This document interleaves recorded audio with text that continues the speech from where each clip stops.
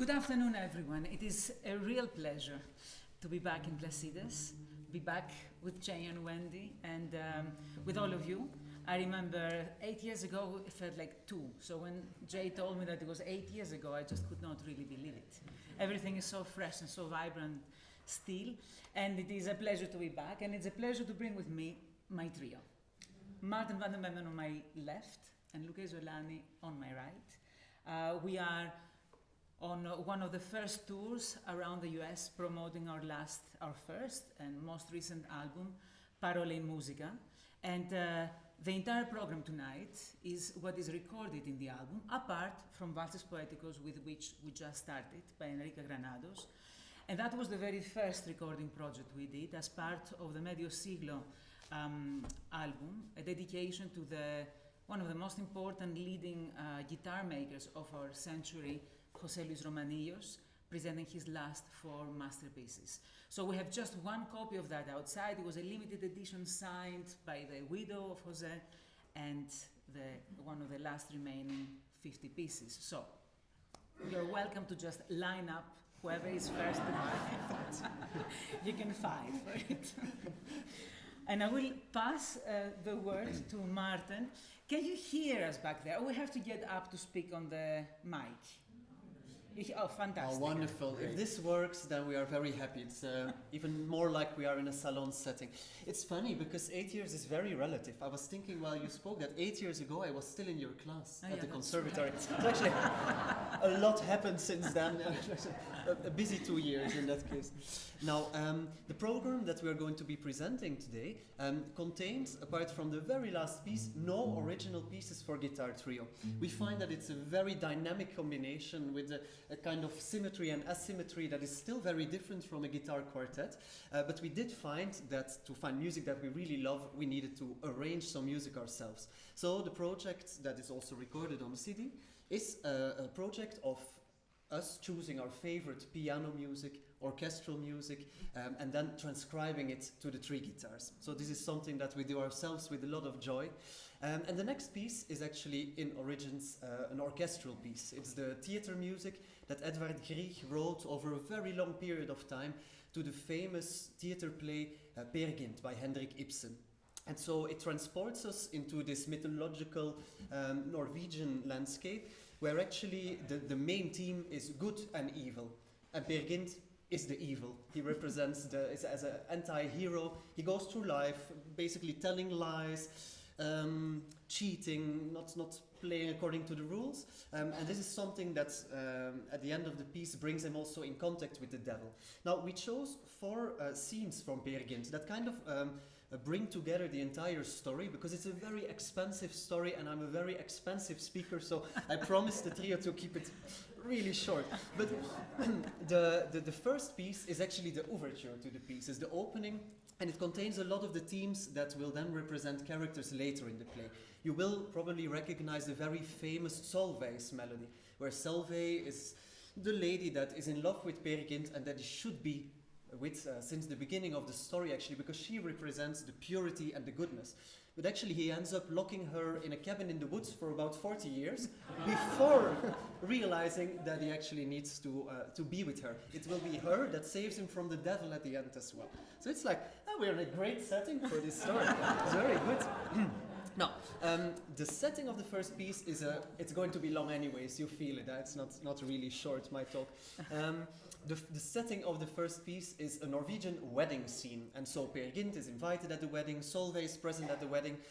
You will hear that at some point Antigoni will take the violin, translated to the guitar, of course, and there will be a kind of fiddle scene, there will be dancing, and actually Peer Gynt leaves the wedding running because he has the bride over his shoulder and he's basically stealing her. So that's how the first scene ends.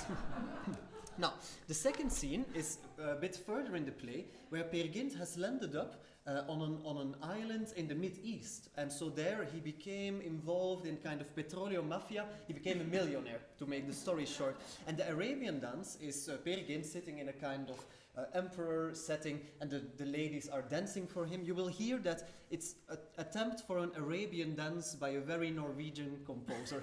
So, I don't know. It's like he did what he could. Now, One of these ladies is a little bit more seductive than the other ones, and the third movement that we will play for you is Anitra's dance. And Anitra is the one who is going to seduce Peer Gynt to then run off with his money. So there's also a lot of running in the play. Now, to end with the dance of the Mountain King's daughter. And so that is, of course, the pom pom pom pom pom pom pom pom pom pom. This is actually what comes right after, because the scene is as follows. Peer Gynt meets another beautiful young lady in a green dress, and he follows her home because he thinks that she's a gorgeous lady, but then it turns out she's a troll. An actual physical troll, so like an actual character, and that she is the daughter of the king of the trolls. So what happens is that she will also perform a dance for him, maybe slightly less elegant than Anitra's dance that you will have just heard before, but we leave judgment to you. And so the famous pa pa pa pa pa pa pa is again a running scene, because that's actually Peer Gynt running out of the grot after he is chased by the trolls, because he runs away from her. So you know, it's like important that you know these things, right? So you can actually see it. Okay, so it's 4 scenes from Peer Gynt, transcribed with love by the Volterra project trio.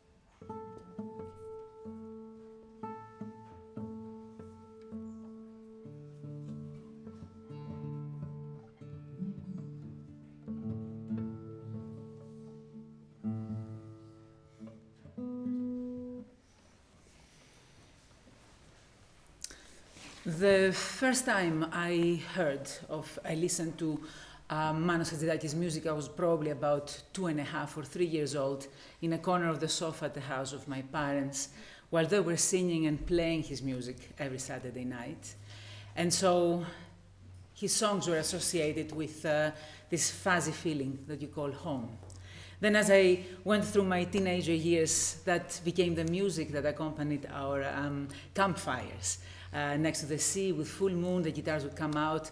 Manos Hadjidakis' music would always associate it with exactly that feeling. And then accompanied the first loves and flirts, and because he has a very romantic and very beautiful melodic capacity that goes straight to the heart. I discovered Pornography, his one and only failed for the public opera work, when I was in my early 20s. And it fitted me great because I loved the controversial title and I loved the words of the songs. And I was always a good girl, so it was, my secret rebellion. And it was indeed a failed theatrical play just because it didn't go by the rules of theatrical plays and cabarets of the time. And it was ahead of its time, and even Athens, the capital of Greece in 1982, was not ready for it. So we will be playing 2 songs from that set. The title song, Pornography, will finish our first half. And Panagia ton Patision, the Virgin Mary of Patisia, will be the one that we'll be just playing. Just a tiny correction to whatever one may think by that title. He was not endorsing pornography, he was denouncing it. and he was denouncing it in all its forms, in the lies and in the abolition of any kind of concepts and of words, and the change of the meaning of everything. In a world that does not take a moment to really sympathize with the pain of the others, and in a world that has become anesthetized to any kind of violence. So that was his way in 1982 to just say enough of that.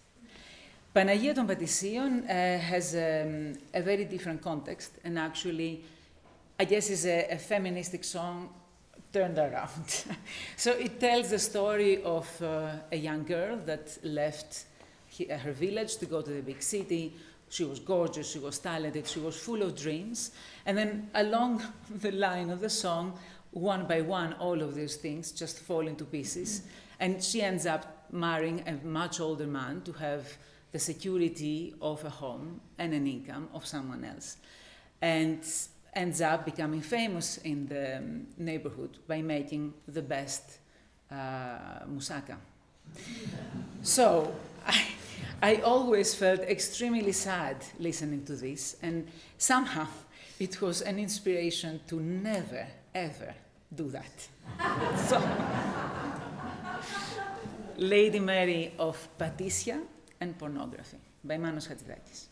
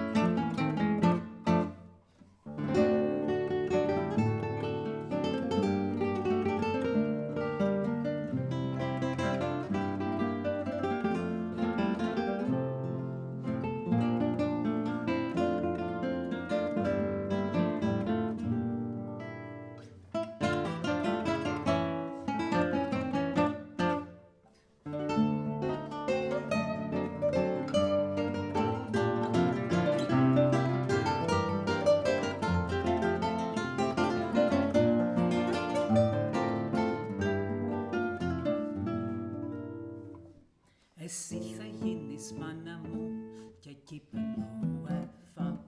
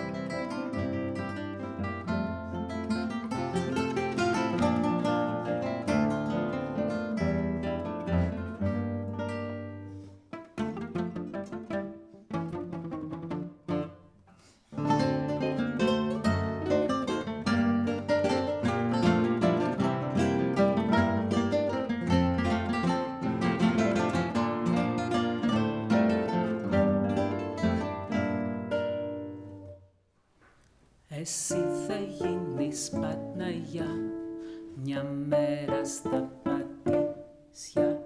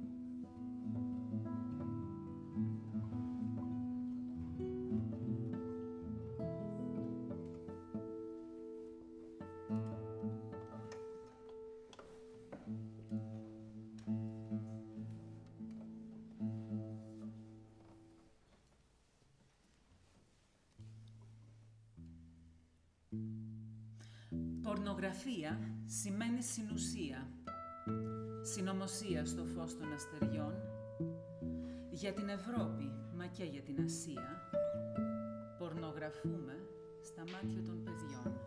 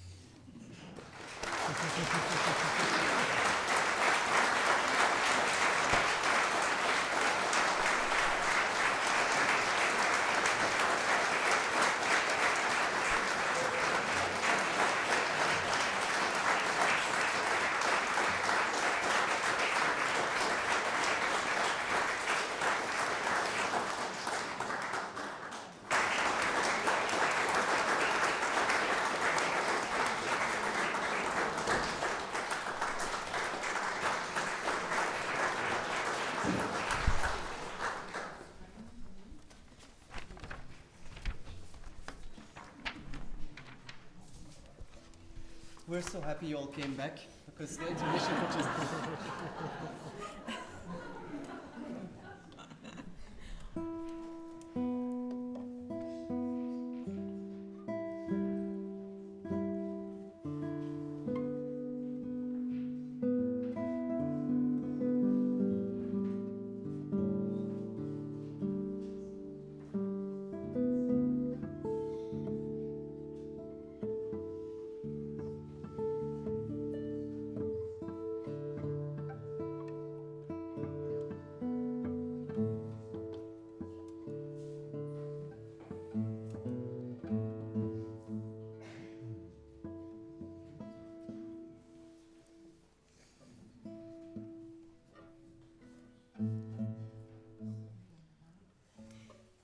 Once upon a time, a beautiful young princess was cursed by an envious fairy to sleep a sleep of 100 years.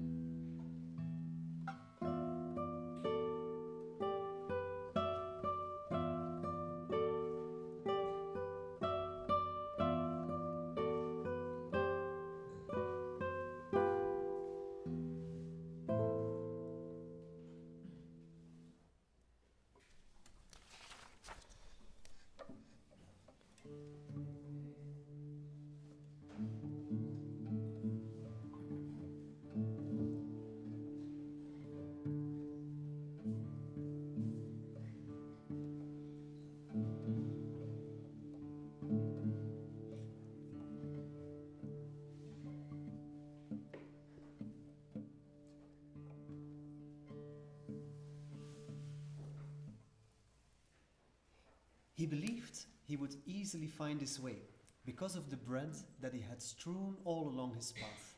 But he was very surprised to find not a single crumb. The birds had come and eaten everything.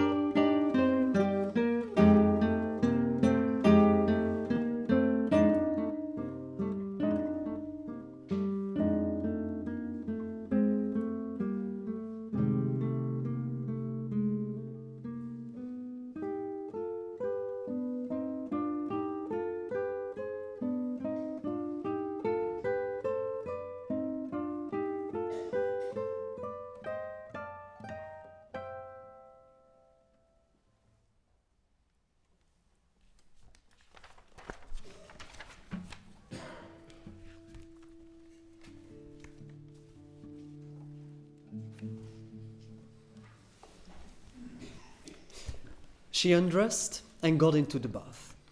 Immediately, the pagodas began to sing and to play their instruments.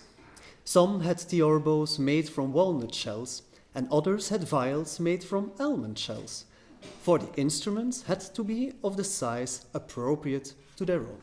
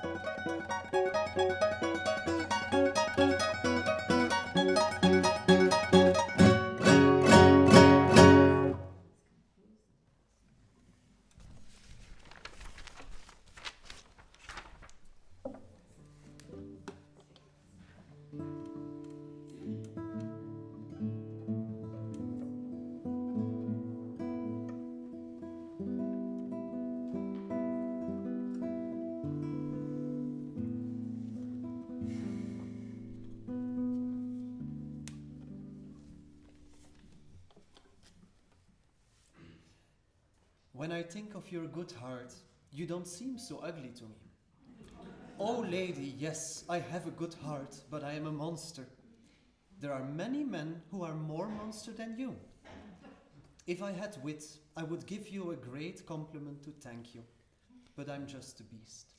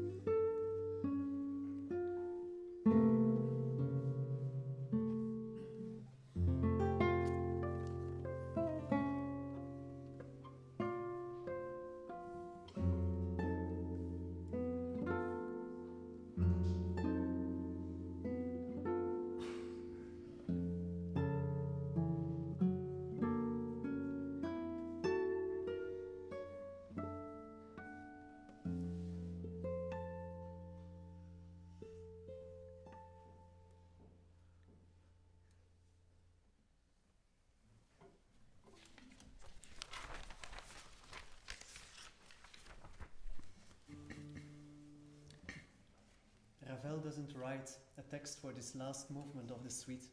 Le Jardin Féerique, the fairy garden, is his own imagination, his own addition to the existing fairy tales, and it's a fairy garden in which everyone is invited to be in a form of paradise.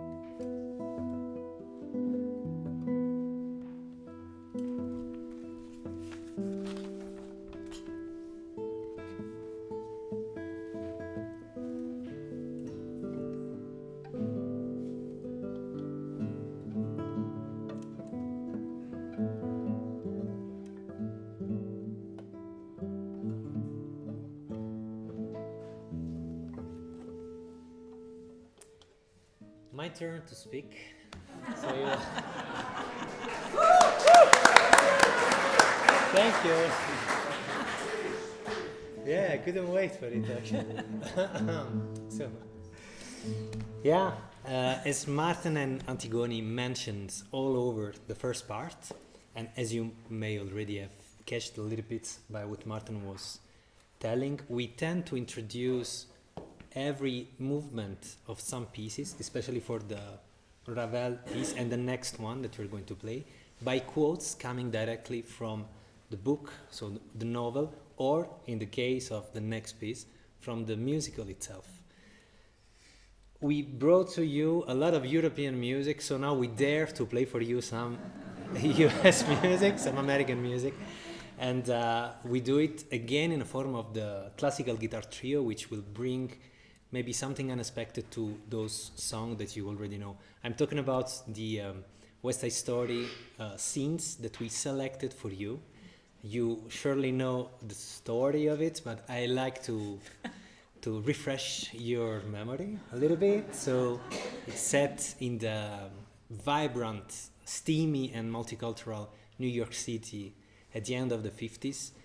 This modern tale, this modern version of the Romeo and Juliet tale, was one of the most significant, at least for the fame that brought to him, work composed by Leonard Bernstein. And I think it is very actual, and we love to play the songs because in a way or another, while putting together the program of our CD Parole in Musica, we were tending to think of, I would say, more serious, in a way, music where the words, the poetic words, were brought together to music composed by, let's say, very old composers such as Ravel or Granados. But talking about the program, we found that the three of us, we were fan of this beautiful, I would say, musical, and the totality of it, let's say, not only the musical part, but also the content of the lyrics of each songs. And we chose a couple of scenes, maybe the most iconic ones, from the prologue, where the two gangs walk in the streets of Manhattan, until the balcony scene with the declaration of love from Romeo / Tony to Juliet / Maria, and until the duel of Tonight and the very well-known America. So, Questa Story by Leonard Bernstein, performed by the Volterra Project Trio.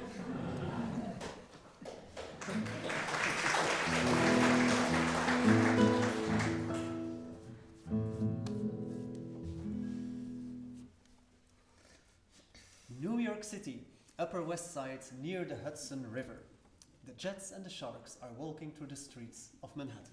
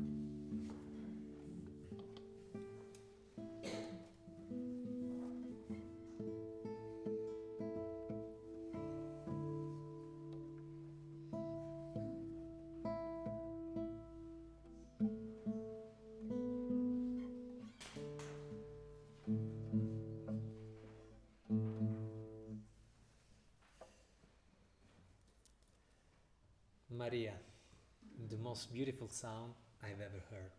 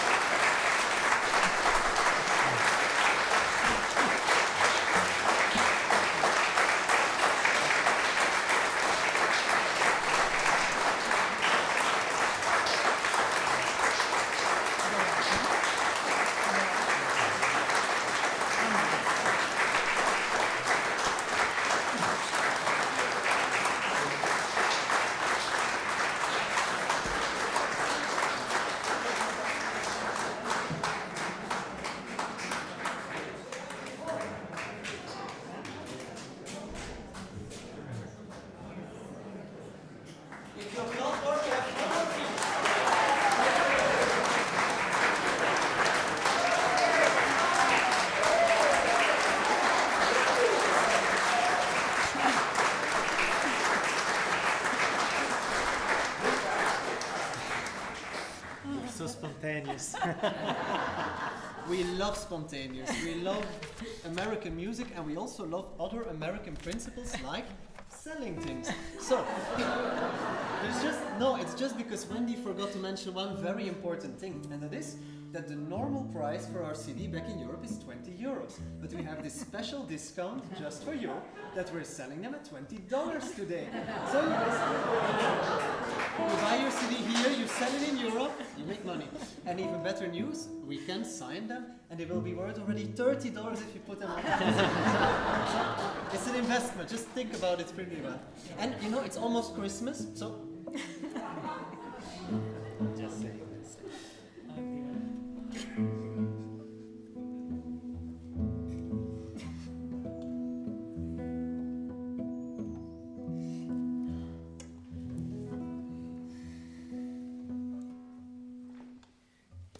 My turn to speak again.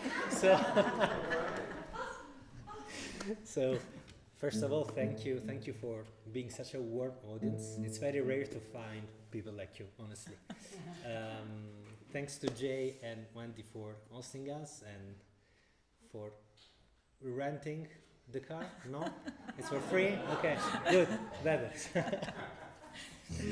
And we would like to conclude this let's say, journey into the relation between words and music with an homage that I composed to Nino Rota, which is the Academy Award-winning composer who worked, of course, with people like Coppola, Fellini, and so on, you name it.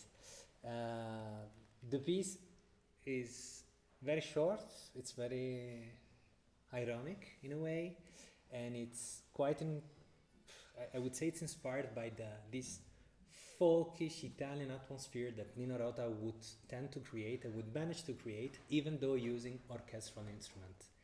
And it's a clear homage to cinema, of course. And I would like to say that it's also the very first composition written and dedicated and performed by the Volterra Project Trio. And the only one. And the only one up to now. So it's a little gem for you. And the title is Note fuori campo, which means in Italian off-screen notes.